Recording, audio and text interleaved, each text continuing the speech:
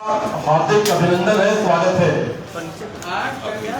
आज के इस एनडीए की विशेष प्रेस वार्ता को संबोधित करने के लिए हमारे मध्य भारतीय जनता पार्टी के राष्ट्रीय प्रवक्ता आदरणीय अजय आलोक जी उपस्थित हैं।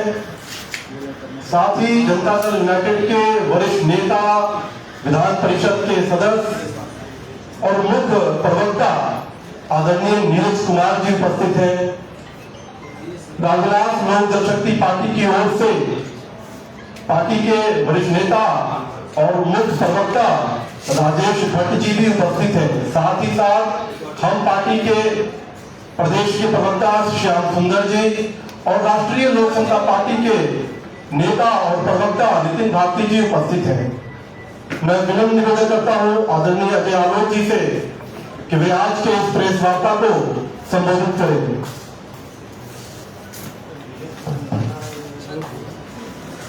प्रिंट और इलेक्ट्रॉनिक मीडिया के सारे मित्रों, आज इस एनडीए की प्रेस वार्ता का मुख्य बिंदु इस देश के शुंभ और निशुंभों की आप लोगों से परिचय करवाना बहुत जरूरी है। देश के स्तर पे एक शुंभ है जिनका नाम है श्रीमान राहुल गांधी, और प्रदेश के स्तर पे एक निशुंभ हुए हैं उनका नाम है तेजस्वी प्रसाद यादव। आज जो कल से मुद्दा चल रहा है, संविधान हम सबके लिए है और हम सब पे लागू होता है। तेजस्वी यादव जी ने कल एक सनसनी पैदा करने की कोशिश की। उन्होंने कहा कि मेरा नाम चुनाव वोटर लिस्ट में नहीं, चुनाव में निकाल के दिया कि भाई आपका नाम वोटर लिस्ट में है, 416 नंबर है, आपने मिसल देखा। तब उन्होंने एक नया एपिक नंबर निकाल के अपना लिखाया। अब ये नया एपिक नंबर आया कहां से? चुनाव आयोग के रिकॉर्ड में नहीं। भारतीय संविधान के हिसाब से गोजरी स्थिति के तहत 468 471 के तहत इसे मुकदमा बनता है। इम्पर्सोनेशन एट इलेक्शन 171 डी के आईपीसी के तहत इसे मुकदमा बनता है, और representation of the people act 1951 के तहत इसे मुकदमा बनता है। हमारा चुनाव आयोग से एक स्पष्ट कहना है, क्या कोई भी व्यक्ति 2 वोटर आईडी कार्ड रख सकता है? नहीं रख सकता है। और कोई रखता है तो ये गंभीर अपराध है। चुनाव आयोग तत्कालीन एफआईआर करे। बिहार के निशुल्क ये कालिदास है, ये लोग जिस पेड़ पे बैठते हैं उसी की डाली काटते हैं। कालिदास जी को तो गिरने के बाद अकल आ गई थी और वो महान बन गए, लेकिन ये लोग इतने बार गिरे हैं उसके बाद भी अकल नहीं आई। 2014 हारे, 2019 हारे, 2020 हारे, 2024 हारे तेजस्वी के नेतृत्व में, लेकिन अकल नहीं आई। राहुल गांधी की तो बात ही छोड़ दीजिए, वर्ल्ड रिकॉर्ड गिनती में जाने वाले 96 चुनाव हार चुके हैं। तो ये 4/16 कर सकता है, जो राहुल गांधी करेंगे उससे 4 गुना कम ये।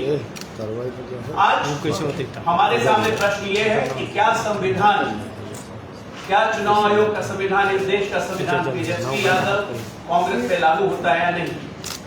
2 एपिक कार्ड रखने के मामले में सीधा जेल जाने का प्रावधान है 1 साल तक, और इसमें दंड भी लगता है। तो चुनाव आयोग को जब पता है वो एपिक नंबर जो तेजस्वी ने दिखाया है वो चुनाव आयोग के लिस्ट में नहीं है, और एक और एपिक नंबर तेजस्वी यादव के पास है, तो मतलब ये मामला गंभीर है।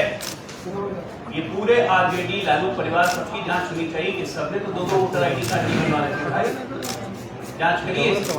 जहां तक नहीं हमारे श्रीमान राहुल गांधी, वो और महान इंसान, उनको भारतीय अर्थव्यवस्था डेड लगी, मर गई है भारतीय अर्थव्यवस्था।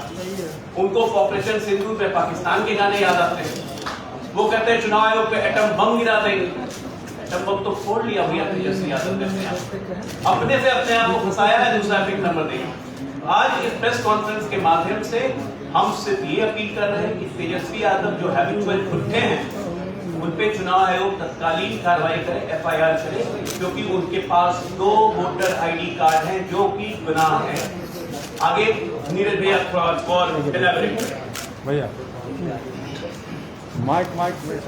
राष्ट्रीय जनतांत्रिक गठबंधन के घटक दल के प्रदेश के हमारे सम्मानित प्रवक्ता है और भारतीय जनता पार्टी के राष्ट्रीय प्रवक्ता डॉक्टर अजय आलोक जी, प्रिंट और इलेक्ट्रॉनिक मीडिया के सम्मानित साथियों, पहचान बदलने वाला जनादेश क्या संभालेगा? अपनी पहचान पर भरोसा नहीं, वो जनता का नेतृत्व कैसे करेगा?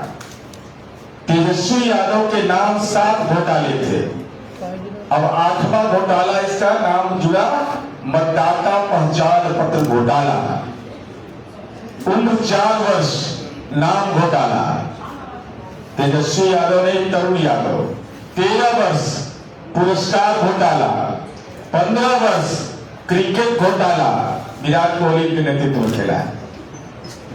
उम्र 21 वर्ष IRCTC घोटाला, 26 वर्ष उम्र घोटाला, 29 वर्ष सैलरी घोटाला, 35 वर्ष चंदा घोटाला, शराब कंपनियों से चंदा लिया, और 36 वर्ष में ईपिक घोटाला।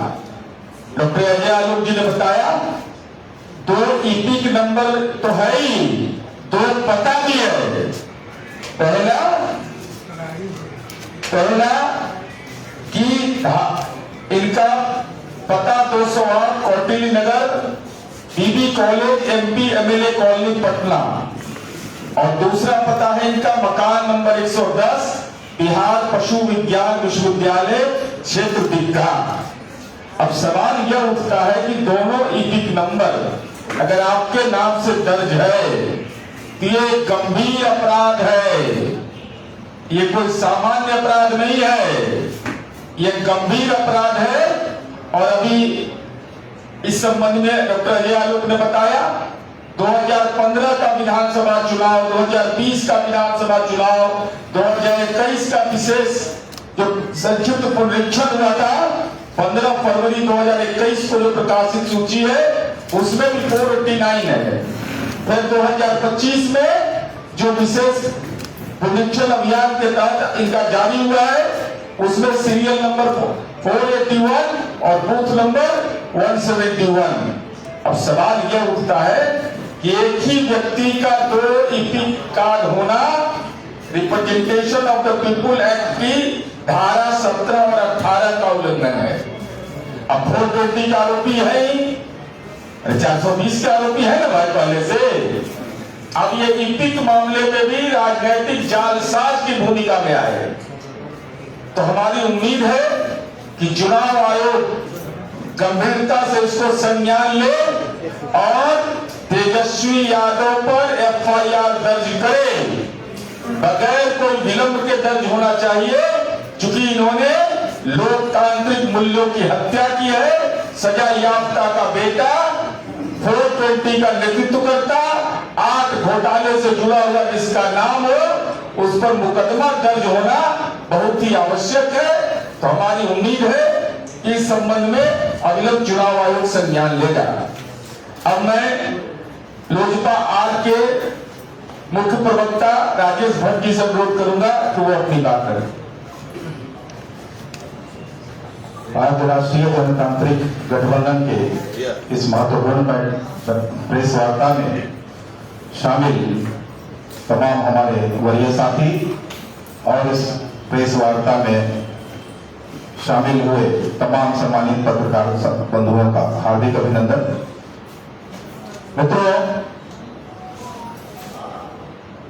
जैसा कि पुरानी परिपाटी रही है, राष्ट्रीय जनता दल के जो महाविराज हैं आदरणीय लालू प्रसाद यादव जी स्कूटर पर कभी साधु को ढोया करते थे। वही परंपरा को आगे बढ़ाते हुए तेजस्वी जी ने एक नई परिपाटी की शुरुआत करते हुए मतदाता सूची में भी उसी परंपरा को लागू करने का जो प्रयास किया है उसका छिटा जाता उदाहरण कल उन्होंने स्वयं ही प्रस्तुत किया। मित्रों, आप सब भारत के नागरिक हैं, कहीं ना कहीं के मतदाता हैं। सर्वविदित है कि एक मतदाता का एक वोटर आई कार्ड होता है। तो किसी का हो तो बताएं आप ही लोग। मैं बहुत गंभीरता से पूछना चाहता हूं कि क्या 2 मतदाता सूची में नाम और 2 ईपिक नंबर रखना संज्ञेय अपराध नहीं है? और अगर संज्ञेय अपराध है तो मैं समझता हूं कि चुनाव आयोग को इस पर कार्रवाई करते हुए कानून सम्मत जो है प्राथमिकी दर्ज करे और अविलंब जो है तेजस्वी यादव की गिरफ्तारी इस मामले में होनी चाहिए। चूंकि भ्रष्टाचार के महाभिराज को ऐसे अपराधों से कतई परहेज नहीं होता, कोई भय नहीं है, कानून से खिलवाड़ करने की लगातार आदत बन गई है। इस आदत के मद्देनजर उन्होंने चुनाव आयोग को भी गुमराह करने का प्रयास किया और पूरे देश में एक नैरेटिव सेट करने का जो षड्यंत्र इन्होंने रचा है अपने आका राहुल गांधी के इशारे पर। उन्होंने कल परसों 4 दिनों से लगातार कह रहे थे कि बम मिल गया है, एटम बम बहुत जल्द फोड़ेंगे, तारीख मुकर्रर कर रहे थे। बिना तारीख मुकर्रर कर उनके इशारे पर ही बिहार में ही उन्होंने बम फोड़ दिया तेजस्वी जी ने। इस बम का इलाज होना चाहिए, बहुत हो गया तेजस्वी जी, शर्म आनी चाहिए। बिहार की जनता से माफी तो मांगनी ही पड़ेगी। बिहार की जनता ने तो आपको पहले ही नकार दिया है। उसी बौखलाहट में ये तमाम जो बयान आपके चल रहे थे इसकी अब पुनरावृत्ति दोबारा करने को मिलेगी नहीं। इसलिए मैं चुनाव आयोग से मांग करता हूं कि चुनाव आयोग को गुमराह करने के एक स्वायत्त संस्था जो संवैधानिक संस्था है, उनके आका जो संविधान की पुस्तक लेके दिन भर घूमते रहते हैं, संविधान का हवाला देते हैं, ये कौन से संविधान का उल्लंघन नहीं है? ये कौन सा संविधान के प्रति उनकी निष्ठा है जो संविधान के साथ खिलवाड़ कर रहे हैं, संवैधानिक संस्थाओं के साथ खिलवाड़ कर रहे हैं, स्वायत्त संस्थाओं पर आरोप लगा रहे हैं।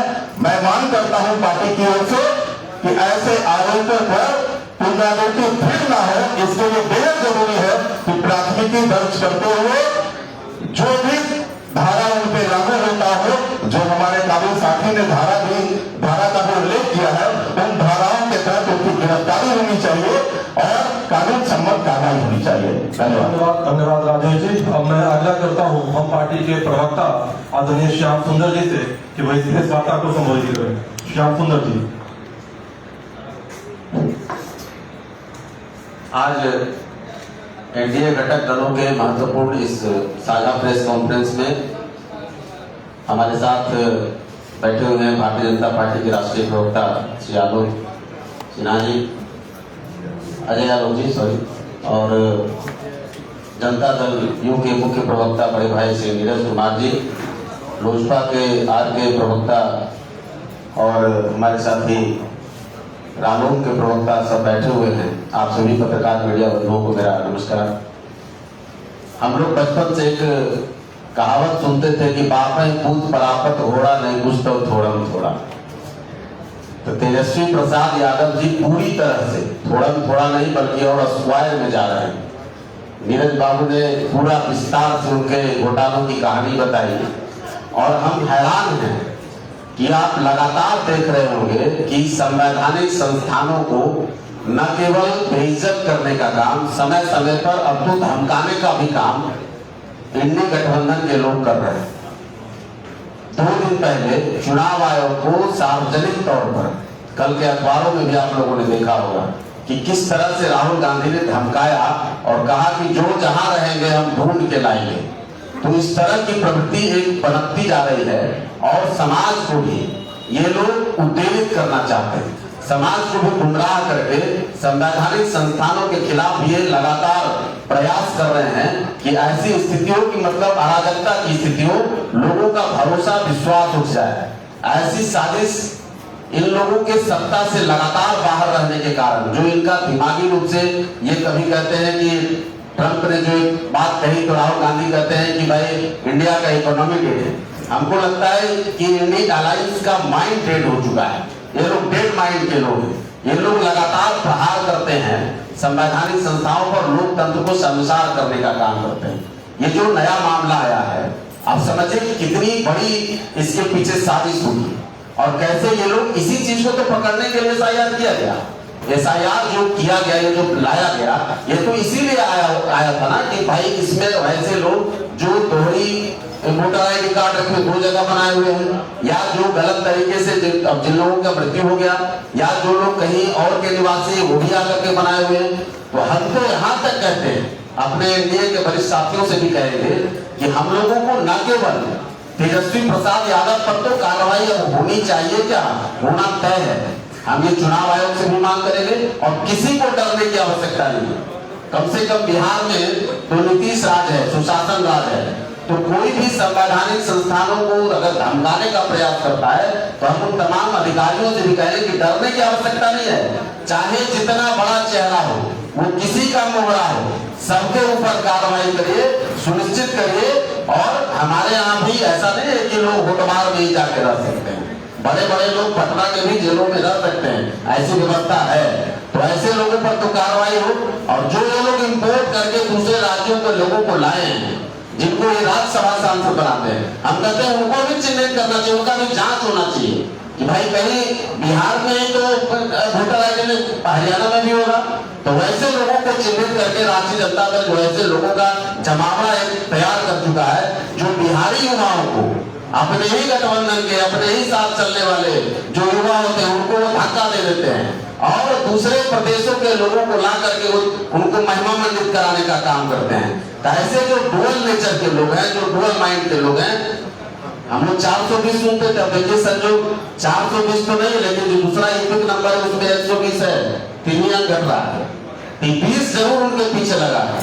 तो ये ऐसे लोगों को चिन्हित करके निश्चित तौर पर कार्रवाई होनी चाहिए, चुनाव आयोग भी करे।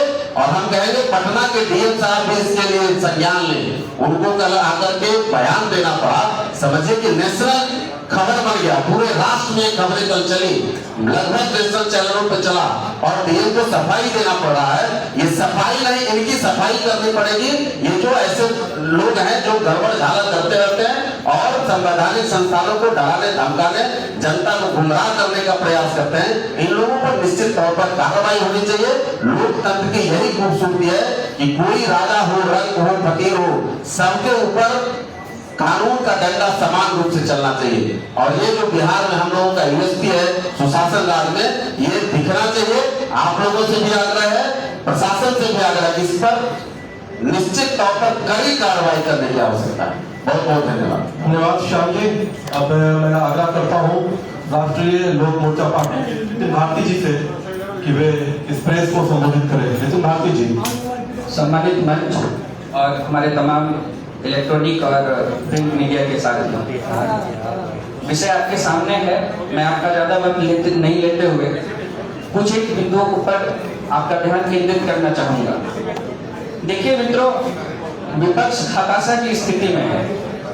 आए दिन हमारे माननीय मुख्यमंत्री के विषय में जो अनाप शनाप बयानबाजी की जाती है, कल की जो ये घटना हुई है और ये जो मामला सामने आया है, अब तो सवाल ये है कि किस मन स्थिति में विपक्ष के वो सबसे बड़े नेता हैं, अब तो उस पर विचार करने की जरूरत है। मित्रों, आपने देखा होगा कि कैसे एक नॉन इशू को इशू बनाते हुए संसद के दोनों सत्रों, विधानमंडल के दोनों सदनों का जिस तरह से समय बर्बाद किया गया, एसआईआर के मुद्दे को अनावश्यक तूल दिया जाता रहा, जनता के बीच भ्रम पैदा किया जाता रहा और जब जनता का समर्थन मिलते हुए नहीं दिखा तो ये फिर से एक नया ड्रामा आपके सामने दिखा।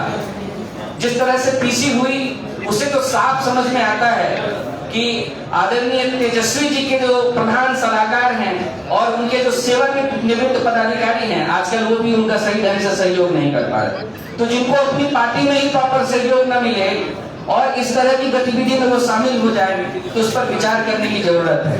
आरजेडी ऐसे अपरिपक्व नेतृत्व के साथ आगे बढ़ सकता हो, लेकिन बिहार ऐसे नेतृत्व को कभी स्वीकार नहीं करेगा। ये तेजस्वी जी ने खुद ही अपनी गतिविधियों से स्पष्ट कर दिया है। और मित्रों, अंत में मैं केवल इतना ही कहना चाहूंगा कि आरजेडी के तमाम लोगों का पहले तो नाम विख्यात था ही, आप विख्यात कहें या कुख्यात कहें, इसका विवरण अभी नीरज भाई ने भी दिया। लेकिन एक बात और स्पष्ट हो गई कि अब आचरण और व्यवहार में भी भ्रष्टाचार है, यह इस मामले से साफ साफ समझ में आ रहा है।